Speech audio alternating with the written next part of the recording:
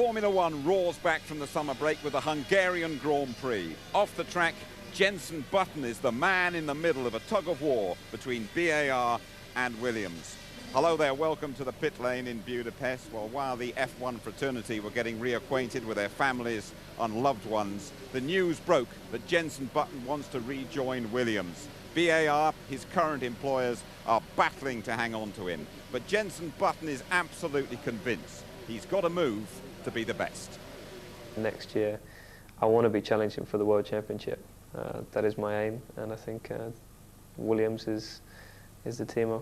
Williams is the team I'm going to do it with, and Williams is the team that give me that possibility. Well, it really is an awkward situation. Button's had a great season here at BAR, but now all the team know he wants out. But it's very much business as usual in qualifying. Traditionally, Hungary is one of the hottest racing weekends of the season, but it's a relatively cool 24 degrees. There's rain in the air for Button's lap. He'd top the charts in final practice in the morning and goes quickest. His mid-sector is exceptional, but the heavyweights are looming. BAR teammate Takuma Sato needs points to secure his drive next year. There's a flying finish from the Japanese pilot. It's fractionally quicker than Button, and they start side by side behind the Ferraris. Well, the Ferraris had a goulash of a weekend here last year. Michael Schumacher was actually lapped in the race, but the Bridgestone tyres are very good this time. Schumacher's fastest in the first and last sectors, and that is good enough for pole. So, an all-Ferrari front row. 10 points from Schumacher and Barrichello guarantees their 6th successive Constructors' title. Sato and Button. Button on the dirty side of the grid. Then Alonso, last year's runaway winner. Best ever qualifying for the Brazilian Pitsonia, ahead of Williams' teammate Montoya. Fisichella's best of the season. The Italian, though, has a poor record in Hungary. Then Trulli, the brief shower ruining his lap. Raikkonen 10th, Williams-bound Webber 11th, Coulthard 12th. Both McLarens hampered by using the harder tyres. It's a home race for Baumgartner in the Minardi, Massa's Sauber down the back after an engine change. So the incredible Michael Schumacher chases another record, the first man to win 12 races in a single season. Your commentators for the Hungarian Grand Prix, Mark Blundell and James Allen. When the 5 lights go out, we'll be racing in Budapest. Go! Schumacher nicely away. You've got the Renault fast starting right down the pit wall. BAR goes to block, and the Renault's got through. I think that's Alonso then, trying to fight now for 2nd place off the line. Schumacher said he was concerned about the Renaults off the start line, and Alonso doing a super job. Barrichello trying to resist as they go down to the 2nd corner, and has crashed there. One of the Toyotas involved. Yeah, what a super start though by Alonso. We know the Renaults are quick, just like a rocket off the grid, and he's already put himself in contention in 3rd place. You see a move there by one of the Williams up the inside of the BAR.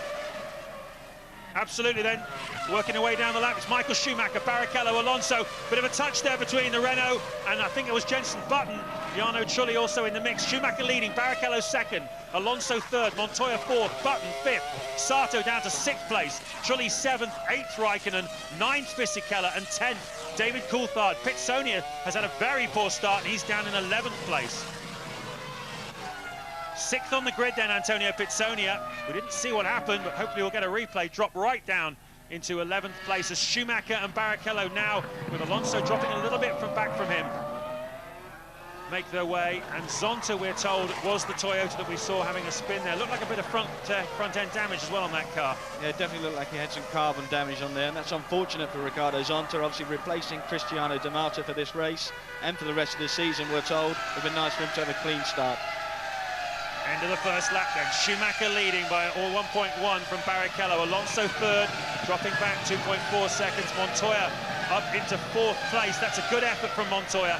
He started 7th on the grid, so very, very strong by him. Jenson Button, he's down to 5th from 4th on the grid. And Jarno Trulli has benefited there. He's up in the 6th place. Takuma Sato seems to have lost ground, Mark. He's down in 8th place at the moment. He started 3rd. Big disappointment for Sato, considering you started 3rd, you dropped yourself some 5 or 6 places on lap 1. That's going to be a hard task now to work your way back through. Well, I talked about the significant battle for 2nd place in the World Championship between BAR and Renault, and certainly on the grid, BAR had the upper hand, but now in the Grand Prix, Alonso 3rd, ahead of Button in 5th, Trulli in 6th. It looks like Renault, the pendulum swung towards them, and we'll be keeping an eye on that throughout the Grand Prix. And I think this is why there's been these rumours kicking about over the weekend, James, that Sato maybe is not consistent enough to stay within that team. We'll have to wait and see. There have been a lot of people saying that he needs to get those points in the bag for BAR. They desperately need to move into the constructors area so they can move up the grid next year. Well, I, for one, would be very sad to see Takuma Sato leaving BAR and Formula One, because he's such an exciting young racer. But as you say, I know the team have been frustrated by occasions like Monaco, where pole position was there for the taking and he just didn't take it. And his consistency, and there are one or two question marks over it, I think, within the team. Let's hope that with all the ructions following the button move, that Sato is able to hold on. Right now, he's got a real fight on his hands, though. He's in 8th place in a car which has shown itself all weekend to be very strong. But Kimi Raikkonen has got in front of him in the McLaren. There is Kimi Raikkonen. And, well, as you said before, Mark, these track conditions today are a lot more suited to the McLaren package in Hungary than was yesterday's qualifying. And Raikkonen, a man on a mission at the moment. I think Ron Dennis has been quoted this weekend as saying he still feels that Raikkonen's capable of getting on the podium. And they've got some level of confidence as if the heat builds up, track temperature climbs, that Michelin, although it's the harder of the two compounds, will come into its own during the race. Yeah, Ron Dennis, as you can see, got to get the restart. Look at Alonso, fantastic start. It's like a missile, that car, isn't it? And Trulli on the outside as well. Here we go, riding on board with Alonso. Fillets the two BARs. I mean, that's incredible there. It's like a needle, and he has to thread the cotton through it. He does it with precision. He's almost brave enough to have a look down the inside of Barrichello, but I think makes the right move. That's one of the scraps in the field at the moment. This is the battle for 16th and 17th. Another good scrap also going on between Coulthard and Webber for 11th. Also Trulli, Raikkonen, Sato, all together in the battle for 7th, 8th and 9th places. And Massa's making inroads in. We know that he had to start at the back there because of the engine penalty. They lost the engine. But what we do know, he's on the Bridgestone tyre, and this Bridgestone's been so consistent during the weekend. It's got, watch him just down the inside there, the Jordan. Nice and clean, locks up slightly, and actually looks like he may even lose that place. Just overcooked it under the braking area. He's going to have to do that work all over again. It looks like he's very determined to get through, though, Mark, doesn't he? Pantano, though, locks a wheel. That gives a chance. A chance for Massa. He carried so much speed into turn one then. Far too much, really. Deep on the brakes. Didn't quite work for him. He took the position, but then Pantano able to snatch it back again. And there's a furious scrap here between two of the young guns in Formula One. There's Chris Dyer, race engineer of Michael Schumacher, and a bit more dialogue going on than you would normally expect in the run-up to a pit stop. Normally they're very clear and precise in their instructions. Obviously tyre pressures, I would think, Mark, is what they're discussing. How much air pressure do they want in those tyres?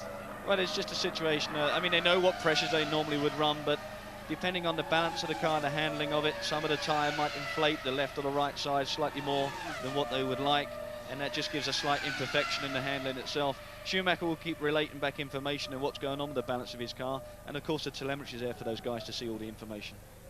Okay, diving into the pits then is 3rd place Fernando Alonso, the first man to blink here this afternoon at the Hungaroring. That will let Montoya, Button, Trulli and Raikkonen all go through. Pretty much a clockwork stop. Also coming into the pits, the Sauber, Giancarlo Fisichella from 8th place, diving into the pits as well. Nice stop then by Alonso, just 7 seconds, around about 20 laps of fuel, laps worth of fuel going into there. They say 15 on the computer, we'll see. But Ted Kravitz, what can you tell us? Yeah, James, down at McLaren, I think Kimi Raikkonen's in trouble. Can you see him on the timing screens? He went by, and I think there might have been a bad problem. He's dropped down to 11th. He was right with Takuma Sato, and has dropped down to 11th, so trouble down here at McLaren for Kimi Raikkonen. Yeah, Kimi's obviously had some mishap there because he's dropped off about 10 seconds on that one lap there, and David Coulthard's got in front of him. Maybe we might get something picking up on the cameras on a replay if he's had a spin or so forth, but that clearly looks like he's in a major problem. Well, McLaren have had their share of reliability problems this year. 8 times already they've retired from Grand Prix to compare to just the once for Ferrari, and that was an accident for Schumacher, though. Into the pits comes Rubens Barrichello from 2nd place. So he didn't have more fuel on board than Michael Schumacher. Ferrari go to work. Very, very quick stop indeed, much less than that. Everybody's diving in now. Here comes Alonso, here comes, Montoya, here comes Button, here comes Trulli, all diving into the pit lane for their first scheduled stop. This is lap 12 of the Grand Prix. Out goes Barrichello, just rejoining in front of Takuma Sato in the BAR. That was close. Very important for him to get out in front of Sato. Yeah, he needs to make sure he's in front of Sato, but obviously Sato will be trying to push like mad to get in front of him. But Sato should be also coming into the pits very soon. Lap 11 as we are now. Well, this looks like it's worked out quite well for Mark Webber. He was in 10th place before this round of pit stops, but he's just come out in front of Juan Montoya, and that's going to put him around about 4th or 5th. He's still got his stop to make, but Webber, I know, carrying a little bit more fuel as Klein goes off the road in the other Jaguar. Yeah, Christian Klein just getting a little bit too wide there up at turn 4. It's a blind entry to that corner, and you literally need to be 6 inches wrong on the apex point, and they're 6 inches out of the exit of the corner. Michael Schumacher now comes into the pit for his first stop. Race leader comes in then. A lot of discussion going on in the run-up to this stop between Chris Dyer, the engineer, and the mechanics for the new set of tyres to go on. Very slick stop. When was the last time Ferrari messed up a pit stop? Yeah, that was a very, very quick stop indeed. In fact, I think that's probably about 6.5 seconds actually when those wheels were on and the car was down and it was away. Ted Kravitz has news in the pits for us. It's definitely a mechanical problem for Kimi Raikkonen. His engineer Mark Slade very worried on the pit wall. As I say that, the McLaren mechanics come out for Kimi's stop. Every time he's been passing by the pit straight, his engine's been sounding very rough. It's either an engine problem or he's stuck in some kind of low gear. Anyway, let's see what he does when they pit him. Well, we'll watch out for that. Here's Takuma Sato. He was in 3rd place before he made this stop. Obviously, he's making a later stop than many of the rest.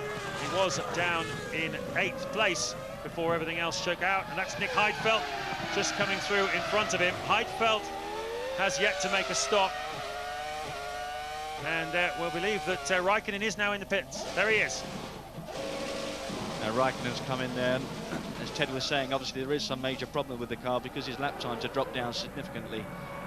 They just have to monitor it from the pit wall, and obviously from Kimi's comments inside the car just to see where he can cope with what's gone wrong. Well, significant. Look at the speed those two came out of the pits. Look at the speed Raikkonen's coming out of the pits. There is something wrong with that car. He's not up to speed at all, is he? He's being left behind. Something very wrong with that McLaren. And well, plenty of gravel has come out of one of the two Ferraris at that stop. And we're riding on board with Sato, trying to get past to Nick Heidfeld. That's the scrap for 9th and 10th places. Sato stopped, Heidfeld hasn't, and that's Heidfeld's teammate Pantano.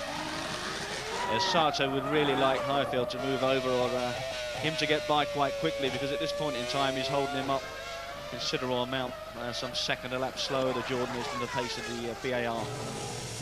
Ted Kravitz, Raikkonen coming in to retire the car. Right in front of me. Terrible, bad luck for Kimi Raikkonen. The engine's still going well. What are they doing? They're lifting up the front. That's unusual. Maybe it's something's wrong. Oh no, they're only lifting it up just to wheel it back in. The engine sounded fine at the pit stop, so you've got to assume maybe it's hydraulic system or gearbox. But another retirement, a bitter day for Kimi Raikkonen.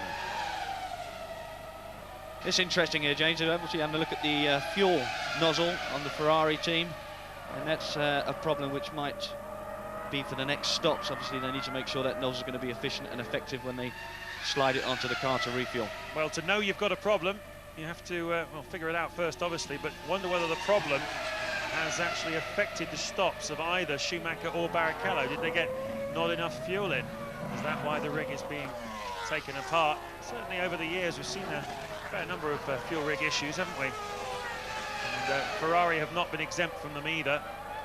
So we'll wait and see with that situation with interest. Meanwhile, Schumacher leading by 6.8 from Barrichello. This is the early part of the second stint when you'd expect Barrichello to be faster than Schumacher on those softer Bridgestones. He isn't. And look at this, they are going to have to bring one of the two cars back in again from the looks of things. Which one is it? Is it Schumacher or Barrichello? Barrichello, the fastest man on the racetrack at the moment. Just clearing a bit of fuel away. This is... Well, here's me saying, when was the last time you saw problems in the pits for Ferrari? And more or less straight away afterwards, we've got some. Well, we've seen all sorts of stuff going on at Ferrari with the refueling rigs. Ted Kravitz, hopefully you can tell us what's going on. I'm down at Ferrari. There's a stink of fuel in the garage. I asked them what happened. They said there was a leak at Rubens's stop. There was a leak where the nozzle connects with the car. Some fuel got out and was sort of spilling around all over the ground. Only a small amount. Now they think they got the right amount of fuel, more or less, in the car for Rubens. They may have to bring him in a couple of laps before they ordinarily would have, but they're checking everything to decide to discover where the leak came from. Well, certainly Barrichello at the moment is a lot faster than Michael Schumacher. The last lap, normal lap, he was half a second quicker. Schumacher lost a couple of seconds on that lap by having to get through the lap traffic. Now Barrichello, of course, has to do the same thing, but Barrichello has brought the gap down to 4.2 seconds to his team leader, and he's pushing very, very hard at the moment. Schumacher leading then on lap 21 from Barrichello second, Alonso third, Montoya fourth, Button fifth, and Trulli in sixth place.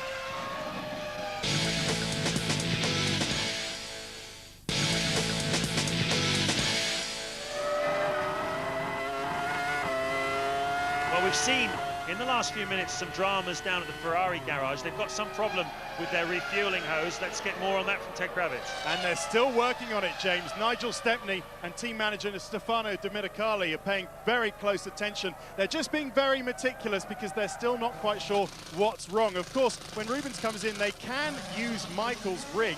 But if there's a problem with the connector on Rubens' car, then that could foul the nozzle on Michael's rig, and that could affect Michael's race. And today, they don't want that happening. Yeah, obviously the thing what we need most for a race car is fuel to go in there, and they need to make sure that they've got all of that side of things tidied up. But the backup is there. They can swap strategies in terms of pit stops, and they can put Barrichello in. Oh, this is a replay of the Jaguar spinning off Mark Webber. That's unfortunate. Mark was making great progress. At the same point, you need to keep the car going forward to make inroads into the car in front. And there goes the race leader putting a lap on Mark Webber following that spin. Webber then no longer monstering the back of David Coulthard's car. He's fallen well back now on Coulthard, who's already gone through to complete the next lap, and Webber is 13 seconds now behind Coulthard. That shows you how much you lose when you have a spin like that. Schumacher leading then on lap 27 from Barrichello, 5.7 seconds. Barrichello faster at the moment through the traffic, but 5.7 I think Schumacher will regard as quite a comfortable margin, particularly as Barrichello there has still to get past some lap traffic. Alonso third, Montoya fourth, Button fifth, Trulli sixth. Sato is doing well, got himself up into 7th place, having fallen down to 10th at one point. Pitsonia also, he went long on the first stint. He's up into 8th place, looking for points for the second race in a row for the Ralph Schumacher substitute. And then Fisichella 9th and Coulthard 10th. We've seen Felipe Massa retiring from the Grand Prix. Luis Goodman is with him. Felipe, it was always going to be tough to come through from the back. We know you had a quick car, but what's gone wrong with it? Yeah, the car was very good.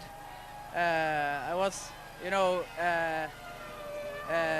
win some positions, and then in the end I had a brake problem, so it was quite dangerous to carry on. The brake was very low, the pedal was quite long, and it was quite difficult to carry on, and then the team decided to stop. Very sensible decision. Thanks, Felipe. Well, that's a driver's worst nightmare, James, if you go to put your foot on the brake pedal and you've got hardly anything underneath you. Had it on occasions where the pedal just sinks to the bulkhead. But it's not causing a problem for Michael Schumacher at this time. He can clearly feel his brakes because the guy's just rattled in a 1 minute 19.324, some 3 seconds quicker than anybody else on the race circuit. And again, I think that traffic element, he gets caught up, immediately he gets a clear track, and he breaks away with an extra second gap. Kimi, that problem was obviously clearly slowing you for a couple of laps before you actually had to retire. What was it? The engines just kept cutting out, so I think there was some sort of electric problem on the software or whatever it was. So. Thanks, Kimi. I'm glad to see my hearing's still good. The engine is cutting out, that's what it sounded like. And Kimi Raikkonen must be very, very upset with the whole affair there. Takuma Sato dives in for his second stop of the afternoon, and Michael Schumacher is putting in the fastest lap of the race so far. He is first sector and second sector, the fastest we've seen. As we look at Sato exiting the pits, this is going to be some unholy time by Michael Schumacher when he comes through to complete this lap. As Sato makes his way back out onto the racetrack, was in 7th place before that stop. And did he get back out in front of David Coulthard? Looks like he did. So that is Sato back out in 9th place then in the BAR. Teammate Jenson Button in 5th, and Schumacher a 1:19.071. Are we watching qualifying or a race? Well, they're qualifying times, aren't they? But Barrichello's responded with a 1 minute 19.2. But I have to tell you, as a driver, when you know that you've got a softer tyre on board and you're still not matching your teammate with a harder tyre, you might get demoralised. I mean, you really should be quicker. I mean, you've got the tyre underneath you to increase that track performance. He should be a little bit quicker than Michael Schumacher. Alonso pits from 3rd place. There he is, the 2nd stop of the afternoon. He had Montoya 14.5 seconds behind him. He will take 3rd place off him. It'll be touch and go though with Jenson Button. No, looks like Alonso's going to take it reasonably comfortably, and Button not quite close enough, but Button also yet to make his 2nd stop of the afternoon. Ted Kravitz, what can you tell us? Just a quick word from Jaguar. It's the old problem. Mark Webber's rear tyres have gone off completely. They did set the car up to try and avoid this, but it hasn't worked, and they may pit him a couple of laps early, try and get some new rubber on the back. We know that Jaguar have been struggling with the rear tyres. With the balance of the car, it does seem to increase the heat across them, and a little bit over time the wear rate, and that obviously loses grip. And Webber tried to put understeer into his car to take some of that effort off the rear tyres, but clearly not worked. So take the technicalities out of that. How do you actually set a car up so you don't damage the rear tyres? Well, basically just try and put a little bit of understeer into the car, James, so you just take some of the workload off the rear of it. But, you know, in doing so, you can also make the balance quite difficult. If having too much understeer in the corner slows you down too much. Heifeld comes into the pit lane now. Looks like Williams' team getting ready as well. And rear tyre wear, certainly the bugbear of Jaguar last season. It's one of the things they wanted to design into this R5, was that it would be more gentle on its rear tyres in Grand Prix, because it certainly cost them a lot last year. Problem getting the right front on, though, for Heifeld. What a shame for him, because he's been super competitive this afternoon in that Jordan. He's been troubling some of the Jaguars, and, well, he didn't really need that. Montoya pits, Button pits as well. They both came in on the same lap last time round as well. 3rd then Montoya at the time, and 5th Button before making these stops. There is Montoya. You'll notice, the eagle-eyed amongst you, that the nose of this Williams is different from previous Grand Prix. We had this rather ugly-looking walrus nose on the Williams. And, well, they've ditched that now, gone for a different solution. It's not necessarily quicker, but the teams say it will help to balance the car out better. Ferrari are ready for one of their 2 drivers. You can see at the top of the screen there, into the pits comes Rubens Barrichello. Let's see if this fuel hose works. There's no problem getting it on so far, James. They are using, I do believe they are using Michael Schumacher's rig, though, just to make sure. That's a good stop. What is it, 7.5 seconds. I'm just looking at Rubens as he passes by, and there's nothing coming out or anything like that. So it looks like they've probably fixed that by using Michael's rig. Well, the mechanics are going to have to look sharp, because on the last round, Michael Schumacher pitted a lap after Rubens Barrichello, so if they follow the same procedure, they'll have to refuel that car, that Bowser for Michael, and get him up, get it all ready, get all the tyres ready for the next stop. But pretty well organised outfit, Ferrari. I'm sure that they will have that well and truly under control. Barrichello rejoins then the Grand Prix, and well, such the margin of the Ferrari team that he doesn't have to worry too much about anyone behind him. Pizzonia's moved himself into 4th place at this moment in time. Alonso in the top 3 again, so Schumacher leading. But Ferrari team, as you said, James, as Schumacher now comes into the pit, they've obviously turned that fuel around very quickly to make sure that everything's okay for him. It should be a nice clean stop again. Nothing to worry him whatsoever. Okay, let's see how the experts do it then. Fuel hose goes on, tyres on almost in a blink of an eye. You could miss it. Beautiful rhythm to that stop, 7.8. And Schumacher comfortably on his way without any dramas at all. In fact, as I said before, it's a bit of a... I can't remember the last time he had too many dramas. Austria, I think last year, had a little fire, didn't he? It didn't seem to bother him too much. Yeah, the guy never seems to have any problems whatsoever. And there's one of the new Toyotas being pulling off. It's Ricardo Zonta. Zonta looking down into the cockpit there. Looks like something's gone wrong on that car, and he looks like he's heading for retirement. Meanwhile, David Coulthard, 2nd stop of the afternoon from 9th place. And he was behind Giancarlo Fisichella before he came into that stop. So Coulthard still running. We've lost Raikkonen earlier on in the Grand Prix. As down behind Coulthard comes Rubens Barrichello, currently running in 2nd place. Yellow flags out there. You can see the Toyota there just pulling in to the outside on the run down to turn 2. So it looks like Zonta is indeed heading for retirement. Teammate Olivier Panis still running out there, so we've lost one of the 2 Toyotas. Meanwhile, in this round of pit stops, looks like Takuma Sato has managed to jump Jarno Trulli. Meanwhile, into the pits come 3 cars. It's the Minardi of Bruni, and here is Antonio Pizzonia. in the Williams. And, well, fighting his way back, Mark. He's fighting his way back. Pitsonia doing a very solid job, but not sure it's going to make enough of an impression for somebody to pick him up for next season. We'd have liked to have finished in front of Montoya.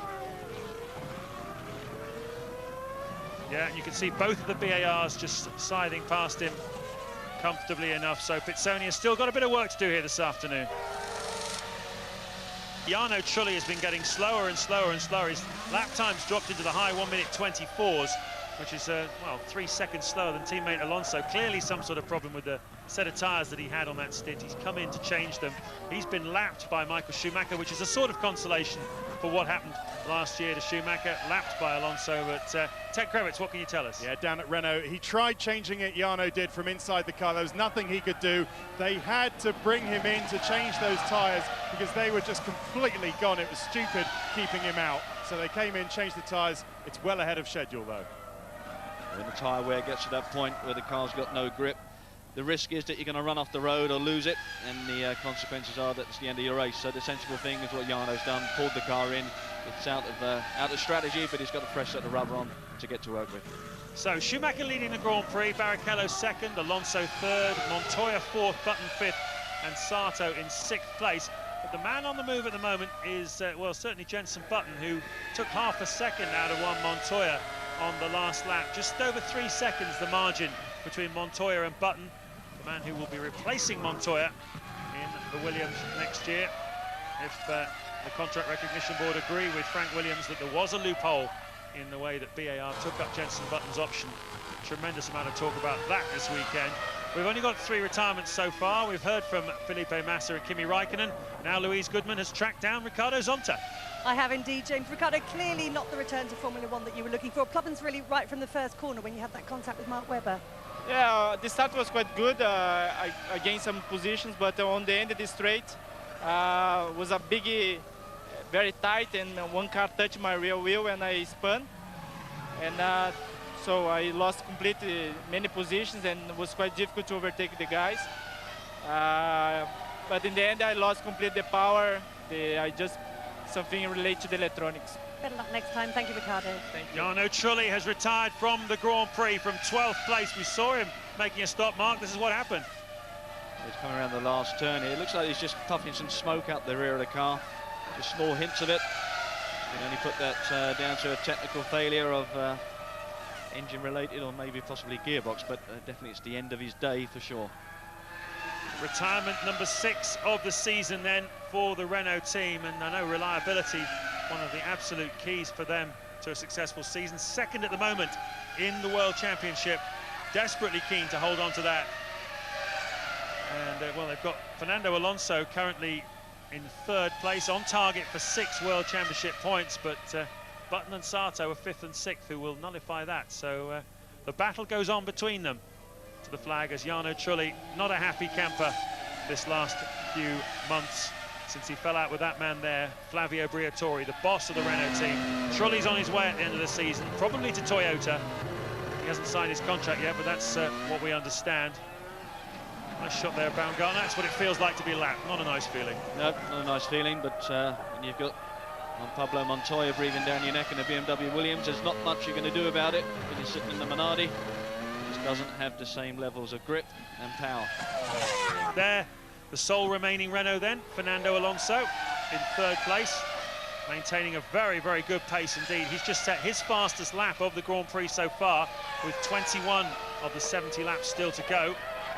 And that was a 1:20.2 for Alonso, so he's getting on with it in the Renault. Meanwhile, Montoya, who's 14 seconds behind him, he also has just set his fastest race lap, half a second slower than the Renault. So that gives you an idea of the difference today on this track between Renault and Williams. It's about half a second, the difference. You can see Ferrari getting ready for a stop.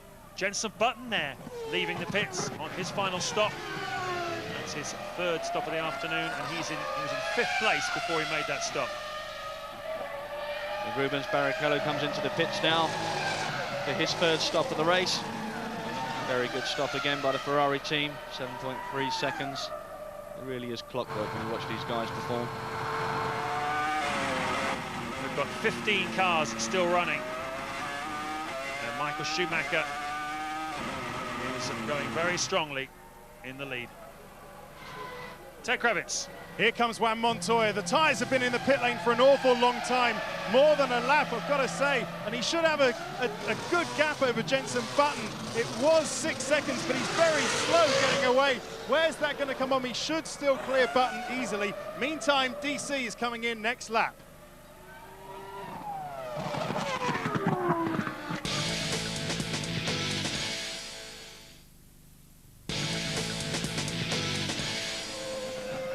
There they are, up on the wall, Todd and Brawn. They have a stranglehold on Formula One at the moment. There's been instability at McLaren, there's been instability at Williams, changes, personnel, movements, drivers in and out. Ferrari have just kept it all right at the very highest level. They all have a mentality. None of them wants to let the other one down. They push each other very hard. They win together, they lose together, and no one else can beat them. Well, the worry for that, James, is it's all staying the same for next year as well. So that continuation looks like it's going to be there, and all the other people in the pit lane need to really up their game. Michael Schumacher still circulating the 1:21s. Rubens Barrichello in the low 1:20s. He's now closed the gap down to 12.9 seconds. As you say, James, we could be on for the 1-2 finish, the photo shot, as they call it.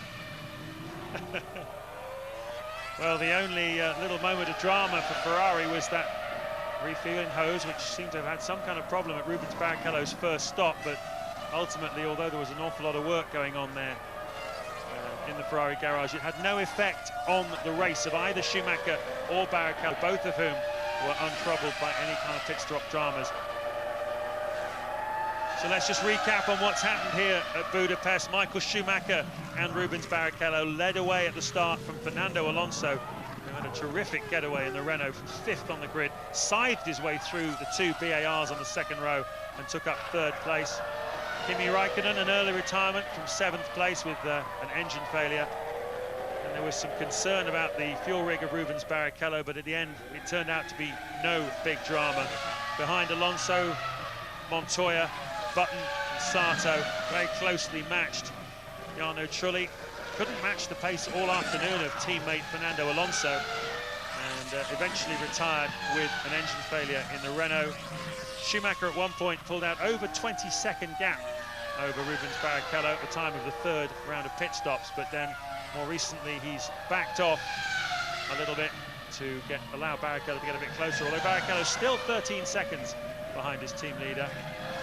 And Alonso, well, he's been over half a minute behind the second Ferrari for some time. So the start, in the end, absolutely critical here at the Hungaroring, and the positions haven't really changed, apart from Sato and Pitsonia, who dropped down out of the fringes of the top 10 and managed to fight their way back up to 6th and 7th. But certainly the front 5, their positions haven't changed since the start. No, they haven't, and I think the guy for me at the beginning of the race there made the big impression was Alonso, making that incredible start. Paid off for him, getting into the first corner there. He stayed in 3rd place for the duration of the race, and it just makes the underlining statement that if you can get off the grid cleanly and get there into turn 1 before most of the other guys, you've got a good chance of staying. Yeah, certainly one or two of the other technical directors, as we look at Juan Montoya there coming through the final corner, currently in 4th place. One or two of the other technical directors suggesting that Renault actually built really around the whole concept of starts, the engine, the clutch, the electronics, the whole way the chassis is designed, the weight distribution. Obviously they want it to be quick across qualifying and quick across the race, but the start, they've identified the start as a crucial moment of a Grand Prix, and they've made this a really good starting car. What are we putting out here? Number 6, is that going to be? Well, 6 in a row. Number 14, total Constructors' Championships. What are they playing around with here? Quite possibly could be a fuel number, just or number 1. Yeah, well, we know that.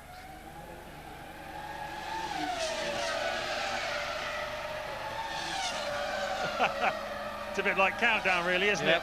Karel Vorderman would be proud of it, but yeah, well, number 1. You're quite right. Well, there's still 2 laps to go here, and that's I'm not sure about that. A little bit too much hubris for me. Let's wait until the race is finished, shall we? Don't rub it in, boys. Certainly Schumacher, undisputed #1 in the world on lap 69 out of 70, 11.5 seconds ahead of Barrichello. Alonso 3rd, Montoya still 4th, Barrichello 5th, Sato 6th, Pitsonia 7th, Fisichella 8th.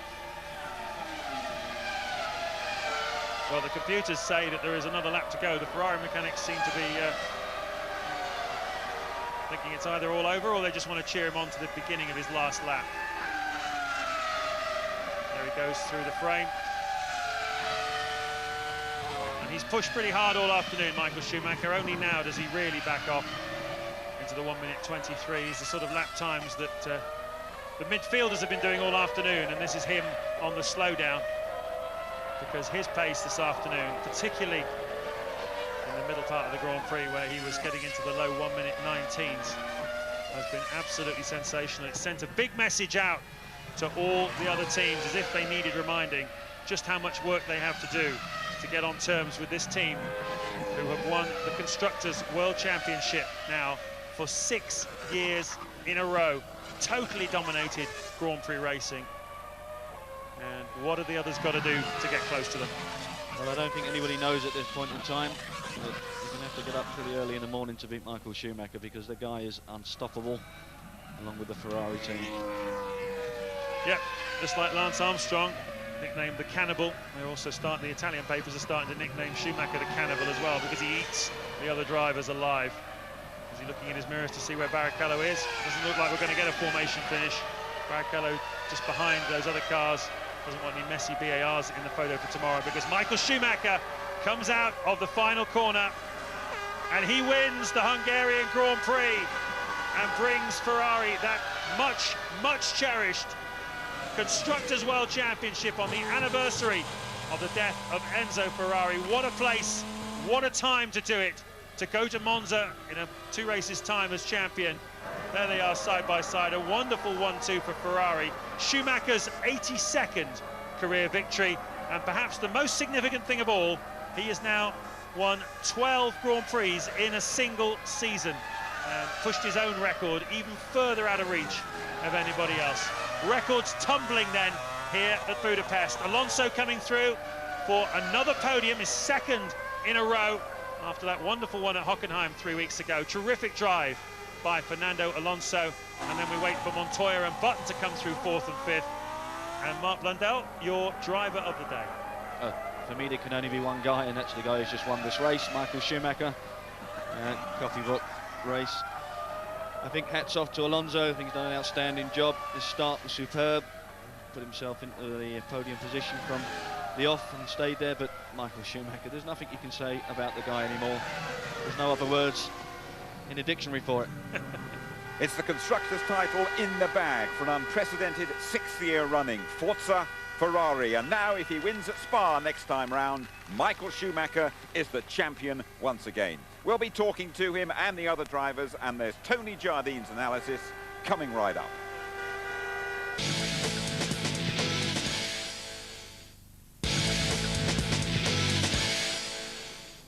You're back with us in Hungary, where Michael Schumacher has cruised to a record 12th victory in a season.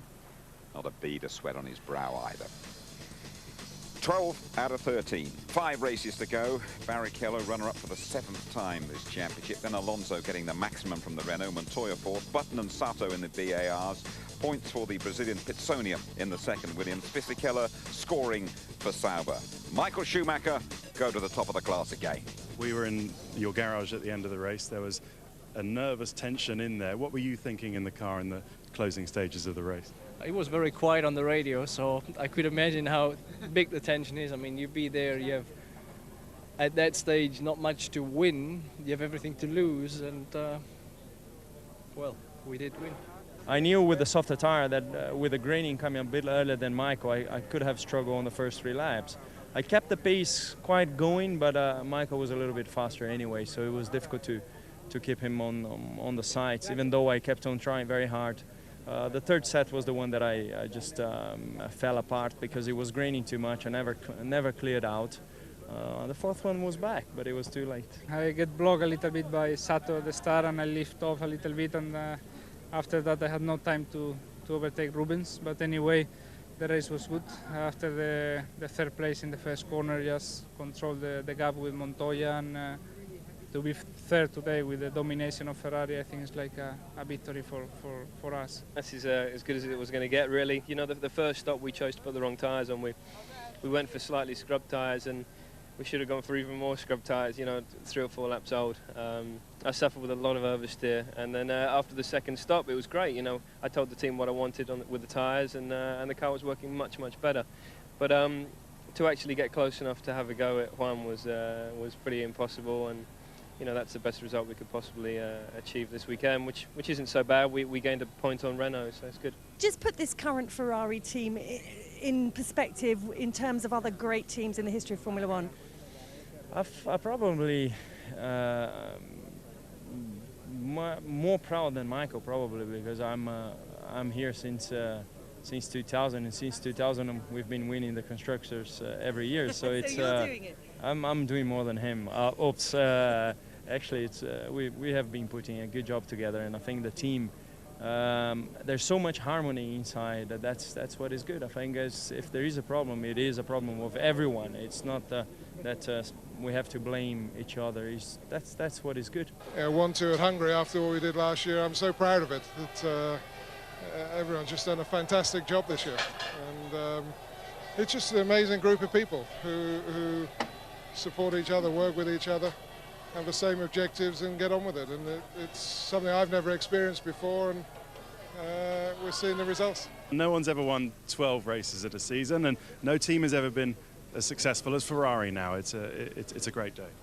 Yeah, we keep breaking records, and we keep writing history in a way. Just take it as long as we can. One day it will be over, and I'm just proud to be one part of that history. It's a dozen wins, one more, and it is world title number 7. Barrichello set for the runners-up spot. 4 more points for Button, looks like 3rd place for him. A blank for Trulli. So Alonso's just a point behind his Renault teammate now. Montoya scoring 5. Nothing though for Coulthard or Raikkonen. That means Takuma Sato is up level with the Finn.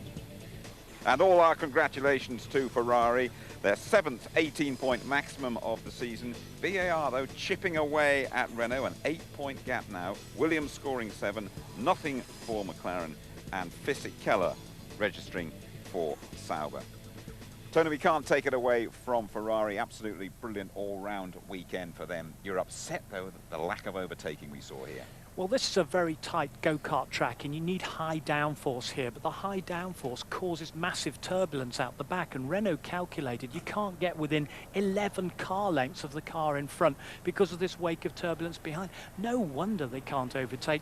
We need desperately new regulations for next year which cut this downforce. Yeah, 5 wins out of 6, I think it is now, for the pole sitter here. If you don't start in the top 3, you don't win. Alonso was mighty at the start. The BARs faded and the Ferraris were away and gone. Yeah, Alonso was absolutely brilliant. Ferrari were there, but the way Alonso cut across to the inside and nearly has a go there at Rubens Barrichello, it's a lightning start. And look at this, Button lost a place there to Juan Pablo Montoya. Sato lost about 3 places. Inexperience showing at the back there from Zonta. And look, there goes Alonso. He cut straight across very nearly from on board. Look at this, how close he got to Jenson Button just there, jinking onto the inside. Now he's looking down the inside of Rubens Barrichello's Ferrari. It's incredible, the electronics on this thing. Once he releases the clutch pedal or the clutch lever behind the steering wheel, look at him go. Absolutely superb. But he went no further. No overtaking, Jim. Pretty miserable weekend for McLaren, wasn't it? They chose the wrong tyres in qualifying, and they've suffered ever since. I guess Kimi Raikkonen still had a smile on his face while they're getting married in the break, but another breakdown for him. What luck he's had this season. But this is why they've squandered the opportunity. All the strides they've made with the MP4 19B here by the wrong tyre choice. Long range weather forecast could have told them thing. I think they were fooled on Friday. There's Mark Arnold, the trainer there, going out with Kimi Raikkonen at the end of the race. Kimi very, very disappointed. And also, I think they were fooled by the track getting quicker as it was when they were using the harder tyres on Friday. Sure, early departure there for Kimi Raikkonen. And we know that Mark Webber is departing Jaguar for BMW Williams. And his race ended prematurely as well. The old thing here, if you don't look after your tyres, particularly the rear tyres, you're in big trouble. And he was 6th last year. And one of the things that Mark Webber worked on was the balance of the car here. And as Pat Simmons at Renault said, you've got to look after the rear tyres because you're turning all the time here. And it puts such pressure on the tyres. And unfortunately, they overheated and out he went in that big spin. And then he was out of the points. Do you admire Ferrari, or do you wonder about the healthiness of the sport, their total domination? I admire them. Of course I admire them. They're fantastic. They are a machine, but they are unbeatable. That's the problem. Michael Schumacher is beatable. Rubens Barrichello is beatable. Rubens Barrichello on his day could beat Michael Schumacher. Look at it, Fleet Ferrari. 6 consecutive World Constructors titles. Of course they deserve it, Jim. But the others have got to step up to the plate and challenge these guys. There's Jean Todt, the sporting director in charge of all Ferrari with his 2 drivers. They are mighty. They've crushed everybody. Last word about Jenson Button, not on the podium, but great credit to him for the way he went about his business this weekend, bearing in mind all the other factors. Yeah, the BAR team was superb. He was superb. Huge amount of pressure and a huge amount of turbulence around David Richards as well. But all the team were told to be professional, get on with their jobs, and they came back with 2-point scores. Well done, BAR. Tony Jardine, thank you very much indeed. Right, next Sunday at 2:15, we will keep you right up to speed. On Speed Sunday next week, we are at Silverstone with Johnny Herbert and Alan McNish as they go head-to-head in the latest round of the Le Mans Endurance Series. And we'll follow Johnny as he goes on safari with Minardi to South Africa in aid of Nelson Mandela's children's charity. A little closer to home, Lee McKenzie begins her life in the fast lane as she trains to become Tony Jardine's rally co-driver. So, all of that alongside the usual thrills and spills from the world of motorsport here on Speed Sunday. Next Sunday at 2:15 on ITV. Yeah, 2:15 next Sunday for that. In a fortnight, we return to Spa for the Belgian Grand Prix. A reminder, Michael Schumacher is the champion again if he wins. We go live with qualifying on the Saturday from 12:30 on race day. Our coverage begins at 12:10, and Belgian highlights are at 11:45 on the Sunday evening. Well, then Ferrari came here determined to set the record straight. 1-2 in qualifying, 1-2 in the race, records tumbling all over the place, and the Constructors' title in the bag once again some weekend. Good night.